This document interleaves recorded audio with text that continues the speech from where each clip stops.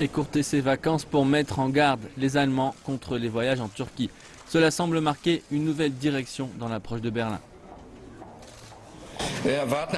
Nous espérons un retour aux valeurs européennes, le respect de la liberté de l'opinion, de la presse et de l'art. Nous continuons à avoir un fort intérêt pour de bonnes relations avec la Turquie. Nous continuons à avoir un intérêt pour de bonnes relations et des relations de confiance avec le gouvernement turc. Nous voulons que la Turquie devienne une partie de l'Occident ou qu'elle reste où elle est, mais cela se joue à deux. La patience de Berlin semble être à bout. L'arrestation de Peter Stunner, militant pour les droits de l'homme, et la troisième arrestation d'un ressortissant allemand en Turquie cette année pour des liens présumés avec le terrorisme. La chancelière allemande Angela Merkel a déjà condamné ce que Berlin voit comme une autre phase dans les mesures répressives d'après-coup d'État qui se sont traduites par une importante purge des dissidents.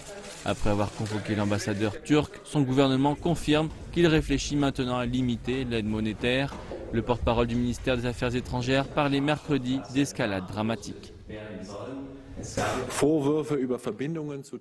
Les accusations de lien avec des organisations terroristes sont évidemment farfelues, à moins que quelqu'un souhaite qualifier Amnesty International et les autres organisations des droits de l'homme comme des terroristes. C'est absurde.